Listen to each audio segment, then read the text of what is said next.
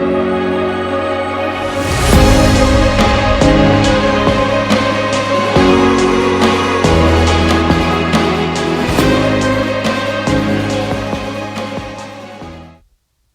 pessoal, bom dia, boa tarde, boa noite. Estamos começando mais um episódio do Parabolando Podcast. E hoje nós vamos estar falando de um assunto muito interessante, né, Alfredo? Oh, yeah, muito bom. Semana passada nós começamos o Apocalipse número 11, né? Estamos no meio exatamente, né, do livro de Apocalipse. E hoje nós vamos falar sobre dois personagens muito interessantes. Semana passada falamos sobre no versículo 1 e 2, né?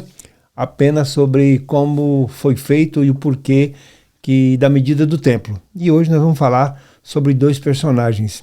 Fique atento que nós estamos passando por um momento onde muitos pensam que o que a Bíblia fala, né, é uma ficção, né, é algo apenas que está escrito no papel, mas essa é uma semana bastante atribulada, né, a nível de mundo, o que está acontecendo, e cada vez mais nós sabemos e cremos que a Bíblia é a palavra de Deus e que tudo que está escrito nela já se cumpriu, está se cumprindo e vai se cumprir. Exato. E aqui, essa semana, nós vamos dar alguma coisa a falar a respeito disso, do que está acontecendo, com certeza no meio dessa conversa, desse bate-papo a respeito desses dois personagens.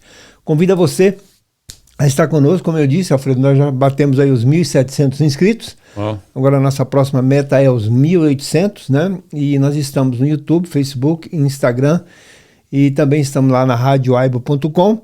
E você também que ainda não se inscreveu, se inscreva e dê o seu joinha, faça o seu comentário, que isso para nós é muito importante, tá? Não deixe de compartilhar esse conteúdo e eu tenho certeza que vai abençoar muito a sua vida e outras pessoas também. E hoje nós estamos falando sobre essas duas testemunhas. Convido você a ficar atento, ficar ligado, se tiver alguma dúvida, como sempre tem acontecido, alguma pessoa ou outra escreve nos comentários uma dúvida, e a gente, quando tem tempo aqui, com certeza a gente responde, e se a gente não souber na hora, né, a gente responde depois. Tá bom, Alfredo? Com então certeza. Seja bem-vindo mais uma vez, nosso Parabolando Podcast, e hoje nós vamos falar de dois personagens muito interessantes, tá? E eu tenho certeza que você vai aprender muito com esse episódio. Olha, e o livro é como um livro que você começa, às vezes você não entende algumas coisas, mas ele começa a se desenrolar, as coisas vão indo, você fala, nossa, é isso mesmo que está acontecendo, e vai indo, vai abrindo assim, igual quando você entra numa casa, que você vê às vezes uma porta pequena, mas quando você começa a entrar, você vai vendo outros cômodos, e os cômodos vão ficando maiores, vão ficando, né, tem muitas revelações assim, porque Apocalipse significa revelação. Né? Então é isso aí, seja bem-vindo mais uma vez, Alfredo, você também, obrigado por você estar aqui conosco, e nós vamos dar início aqui ao nosso episódio de hoje, beleza? Ok, então vamos lá, um bom dia, uma boa tarde, uma boa noite a todos. Continuando então aqui no livro de Apocalipse, nós estávamos no capítulo 11, e a semana passada, no episódio anterior, a gente falou sobre o templo, né? Que é o ponto principal ali para o povo de Israel, né? O templo é algo muito importante, importantíssimo, né? É o lugar do sacrifício, é o lugar onde Deus se manifestava para Israel, é o lugar da presença de Deus, é o lugar onde o povo se reunia, tudo ali, né? E aí depois, no versículo 3, onde nós começamos hoje, João diz assim, olha... escrevendo, o Senhor falando, né, para João ali, diz assim: e darei poder às minhas duas testemunhas, e profetizarão por 1.260 dias vestidas de saco. Ok. Então, a primeira coisa é: darei poder às minhas duas testemunhas que profetizarão por 1.260 dias. Isso equivale a 3 anos e meio. Okay. Então nós vimos que o tempo de tribulação são 7 anos, né? A 70ª semana de Daniel. E o que acontece? Ela é dividida em, alguns dividem assim, a tribulação e depois a grande tribulação, o final. Né? E eles profetizarão por 1.260 dias, por 3 anos e meio. Né? Pode ser que eles comecem no começo da tribulação, onde vão lançar todas essas pragas, e entre um pouquinho na metade, na outra metade. Mas não se sabe exatamente. Não se sabe exatamente o tempo, né? Mas são 1.260 dias, são 3 anos e meio, onde essas duas testemunhas irão profetizar. E diz aqui algo interessante, que elas estarão vestidas de saco. Pano de saco. Né? Então, o que era isso? Nós vimos que no Antigo Testamento, quando as pessoas se humilhavam, sim, né, elas se vestiam de pano de saco e jogavam cinza. Eu lembro do rei de Nínive lá, né? O rei de Nínive, ele se vestiu de saco, né? E como um, como é que fala? Um símbolo de humilhação. Né? Porque a veste real é uma veste... Eles se vestiam de linho, se vestiam de... E o pano de saco é um pano de juta, é um pano de cereal, né? De cereal, exatamente. Não é para fazer roupa, né? Para se carregar cereal, para se fazer outras coisas. Sim. Então, aqui é em sinal, quando elas se vestem assim de pano de saco, é um sinal de... Os profetas também, alguns se vestiam de saco, né? De que Deus está trazendo um julgamento sobre a nação. Sim. Né? Então, veja que isso é algo próprio e entendem bem aqueles que são judeus. Sim. Não é? Quem não é judeu não entende. Aí nós vemos mais uma vez aqui que... o que essa palavra para quem era? Para quem era, né? Para quem que essas testemunhas irão profetizar e como será feito.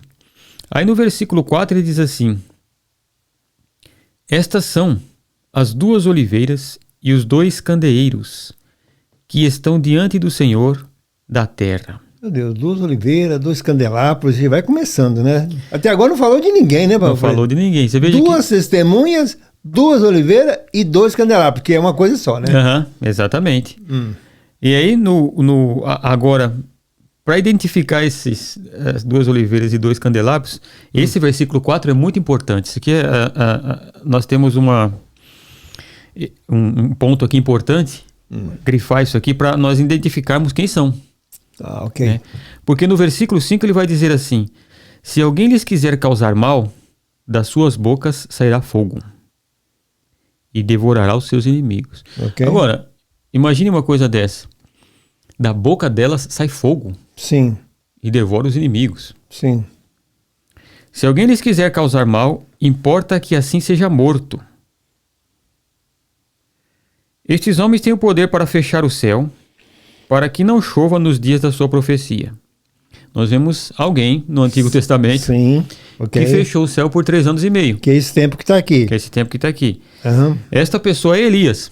O profeta Elias, quando profetizava, lá durante o rei Acabe. No rei Acabe, fechou o céu por 3 anos e meio e não houve chuva. E tem poder sobre as águas para convertê-las em sangue. Quem fez isso? E para ferir a terra com toda sorte de pragas quantas vezes quiserem. Moisés. Quem fez isso? Moisés. Não é?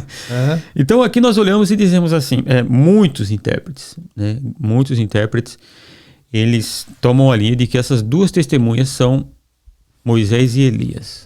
Outros tomam como se fosse Moisés e Enoque. Certo. Muito bem, então agora, parando aqui, nós vamos entender, mas esse versículo 4, que são as 2 oliveiras e os 2 candeeiros, é onde vai revelar quem são essas 2 testemunhas. Então, muito bem. É por causa dos sinais que eles fazem, muitos dizem ser Moisés e Elias. Então, nós temos 2 tipos de interpretação, a simbólica e a literal.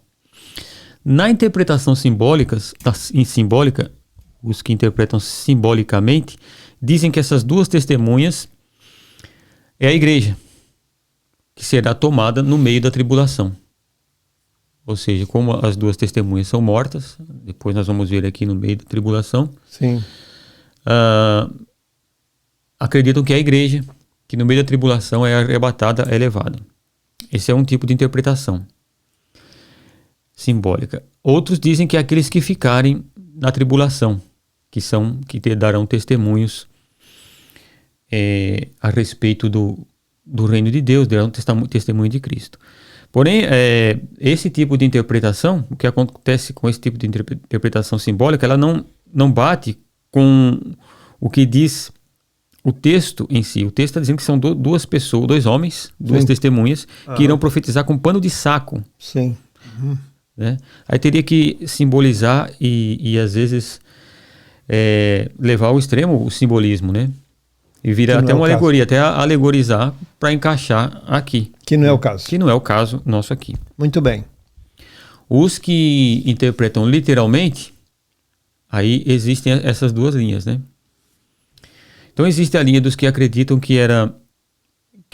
um era Elias. Aqui está um problema na questão do Elias. Mas ok. Aí nós vamos ver, será que é o Elias que vai voltar? Então, muito bem, olha que interessante. Até hoje, eu trabalho na casa de judeus. Sim. E eu trabalho em várias festas de judeus, né, servindo nas festas. E uma das festas que eu trabalho é na Páscoa. Ok. E na Páscoa é interessante, na celebração que eles fazem, né, durante a Páscoa, de vez em quando eles esquecem, eu lembro. Uhum. Tem muitas coisas que tem que lembrar. Tem muita coisa, né? A dona da casa tá meio apavorada. Ela fala, não esquece do kippah. Ou o kippah para os homens, né? Aquele chapeuzinho redondinho. Eu vou até trazer um kippah um dia desse aqui. Aí, né, põe lá, é os kippahs, tá? Não esquece o Haggadah, que é o livrinho para leitura e tal.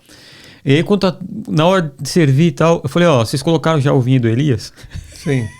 Os judeus pegam um copo de vinho e colocam do lado de fora da casa, da porta. Sim. Porque eles dizem assim, Elias vai voltar. Elias virá, porque a profecia de Malaquias diz o seguinte, que Elias viria, né, e ele tornaria o coração dos filhos para os pais, dos pais para os filhos, né, e arrumaria as coisas para quê?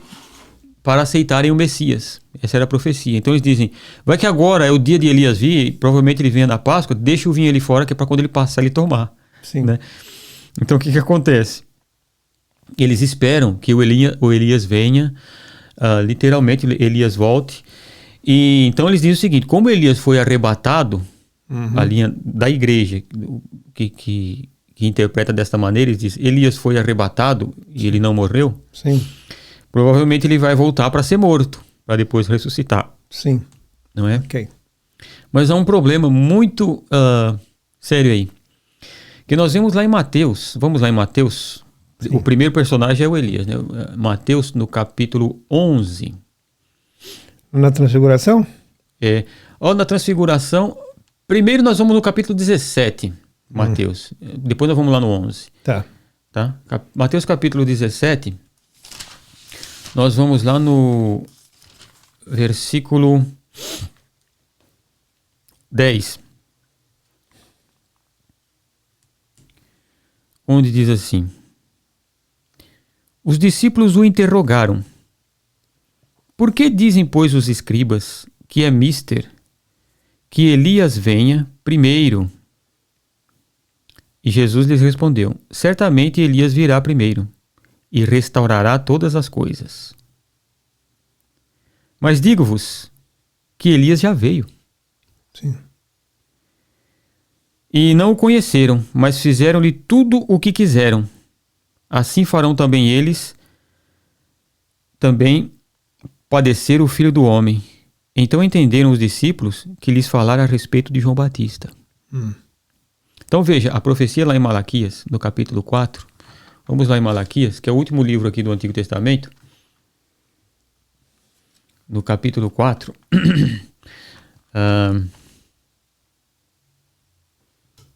Vamos ler do versículo 1 ao 5 para nós entendermos do que está falando a profecia. Está falando do dia do Senhor.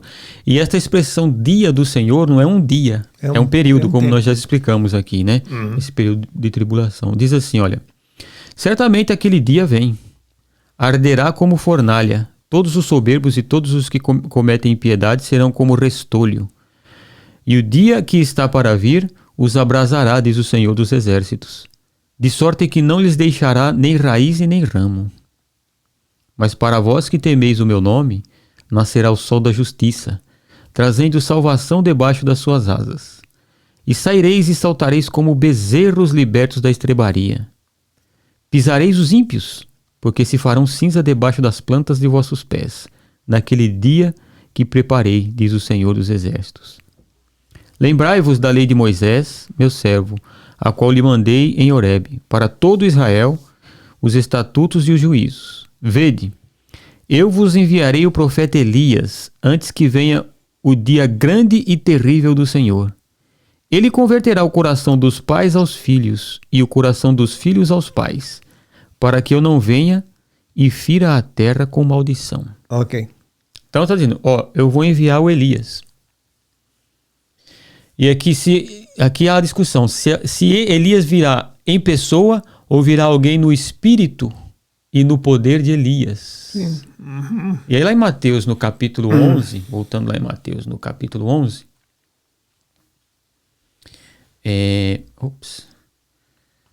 versículo 14. Mateus capítulo 11, versículo 14, onde Jesus é mais claro a respeito desse assunto, que ele diz assim, versículo 13, ele diz assim, pois todos os profetas e a lei profetizaram até João. E se quiserdes dar crédito, ele é o Elias que havia de vir. Quem tem ouvidos para ouvir, ouça. Ok. Então Jesus está dizendo para Israel, se vocês quiserem dar crédito, ele vai converter o coração dos pais aos filhos. Porém, se não quiserem, infelizmente, essa salvação chegará para outros que somos nós, os gentios. Sim. Então, aqueles que interpretam que Elias há de vir, tem que vir como personagem, Jesus disse expressamente que João Batista, ele era o Elias que havia de vir.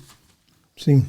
E aí nós olhando para as profecias se cumprindo, então não pode ser o Elias. Não poderá ser o... Interessante aí, hein? Não poderá ser o Elias, por quê? Porque Jesus já diz, olha, o Elias já veio. Se vocês quiserem dar crédito, ele é o Elias, ele que vai converter. Mas se vocês não aceitarem o evangelho do reino, vocês não vão se converter nunca. Não é? Então, o que acontece? Como pode ser o Elias, então, voltando? Se o Elias veio na pessoa de João Batista, não, muitos até dizem assim, mas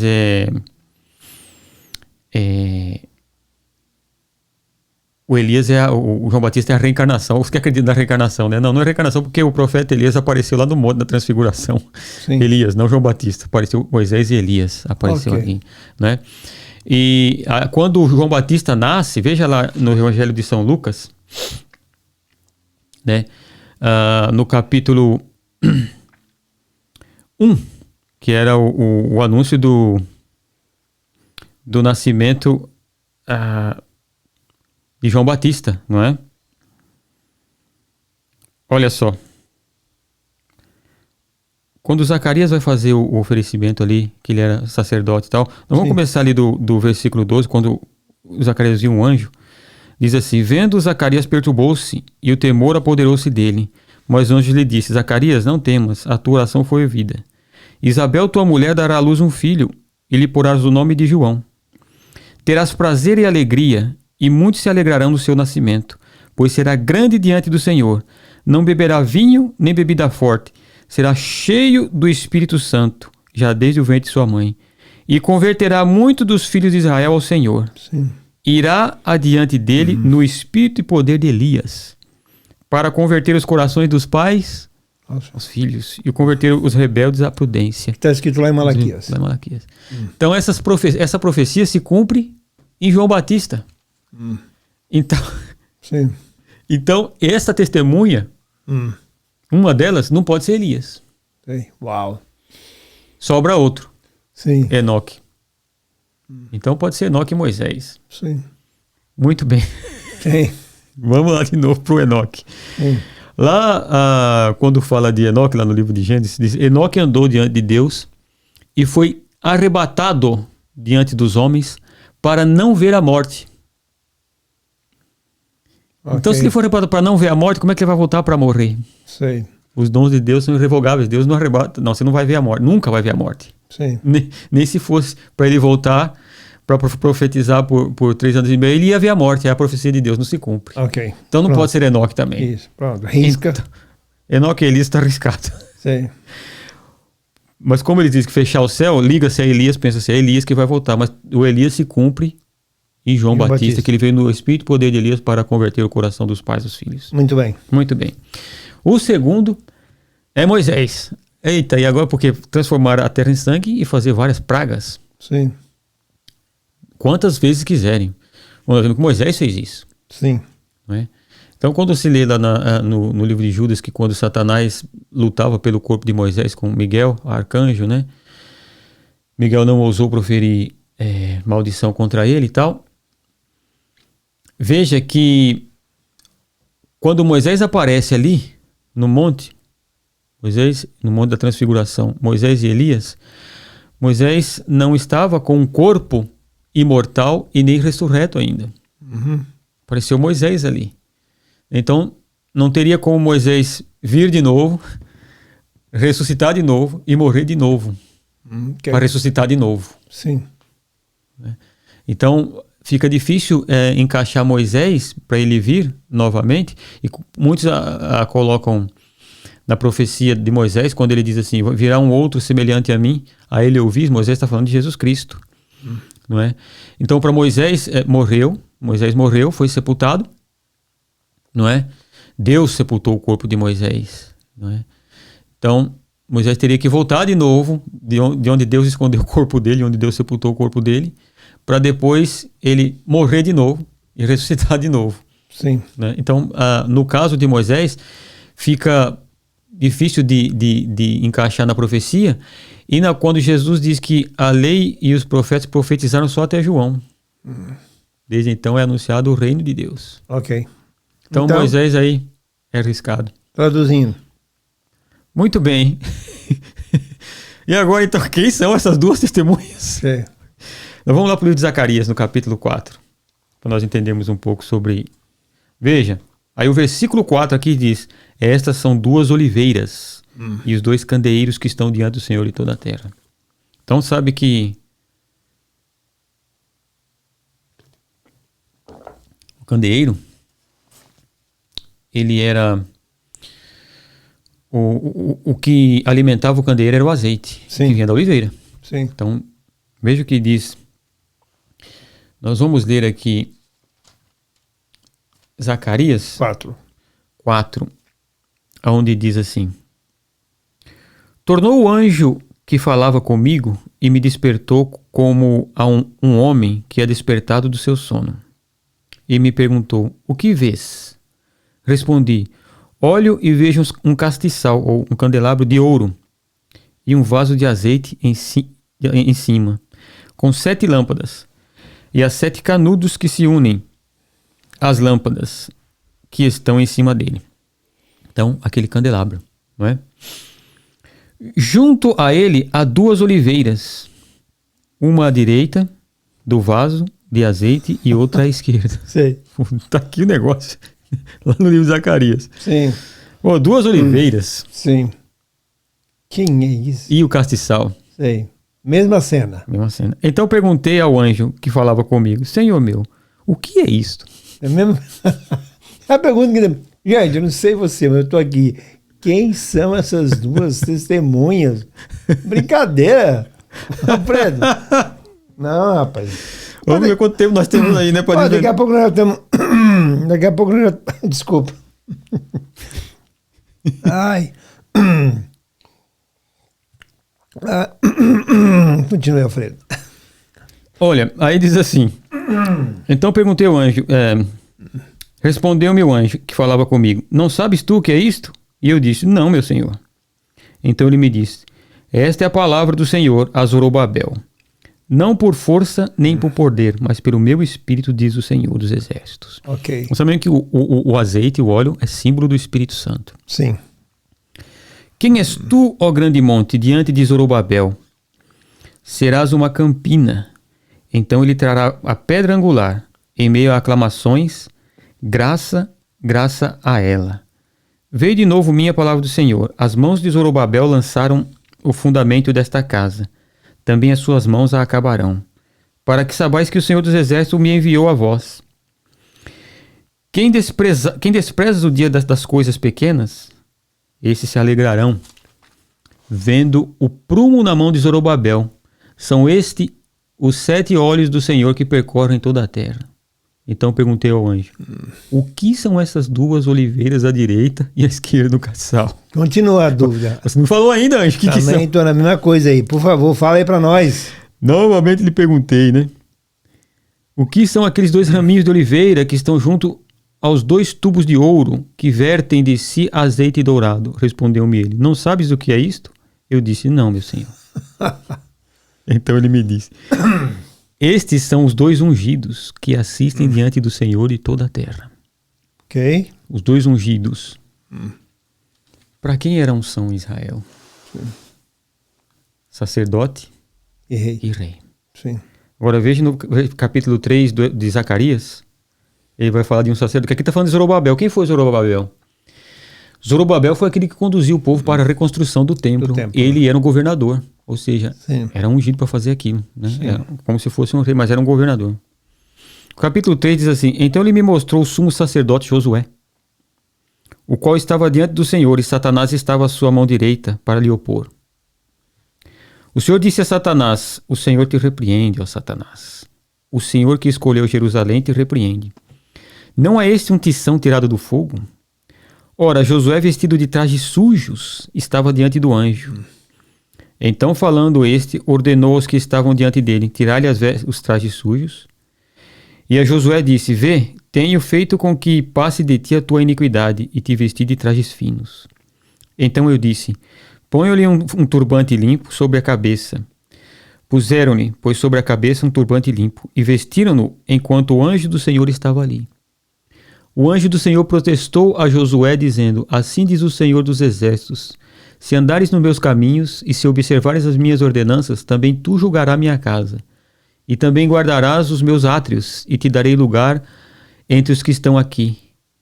Ouve, Josué, sumo sacerdote, tu e os teus companheiros que assistem diante de ti, os quais são homens de presságio das coisas vindouras. Eu farei vir o meu servo, o renovo, que é Jesus. Vede aqui a pedra que pus diante de Josué. Sobre esta pedra única estão 7 olhos. Eu esculpirei a sua escultura, diz o Senhor dos Exércitos, e tirarei a iniquidade desta terra num só dia. Naquele dia, diz o Senhor dos Exércitos, cada um de vós convidará o seu companheiro para debaixo da videira e debaixo da figueira. Então nós vemos aqui 2 personagens. Sim. Aqui, Josué e Zorobabel. Sim. Um governador e o outro sacerdote. Sim. Lembra que a semana passada nós falamos da medição do templo? Sim. O templo será reconstruído. Aham. Terá o sumo sacerdote. Ok. Né? E terá o governante de Israel. Então essas 2 testemunhas são 2 personagens que nós não conhecemos, mas que, segundo nós podemos tirar dessa profecia aqui de Zacarias, Sim. poderá ser uma autoridade civil e uma religiosa. Zorobabel e Josué. Que irão se levantar. Sim. Naquele tempo, Deus dará poder para eles para fazerem todos esses sinais. Então Israel olhará e vai dizer, olha, veio alguém no espírito e poder de Elias e alguém que faz como Moisés fez. Sim. Israel vai entender esta profecia aqui de quem se falava, porque o templo está reconstruído, está falando de reconstrução de templo. Sim. De Zorobabel. Está falando de Josué, o sacerdote. Os 2 primeiros versículos aqui não pode ficar, como é que eu diria, não pode ficar alheio, né, o que vai acontecer depois, né? Entendeu? Então lembra da importância dos 2 versículos? Parecia que estava separado? Tem tudo a ver com Zacarias, tem tudo a ver com o que vai acontecer depois, tem tudo a ver com as 2 testemunhas. Um do templo e um civil, um do governo. Sim, uma autoridade espiritual e outra do governo. Então são pessoas que irão fazer todas essas coisas, sim, né?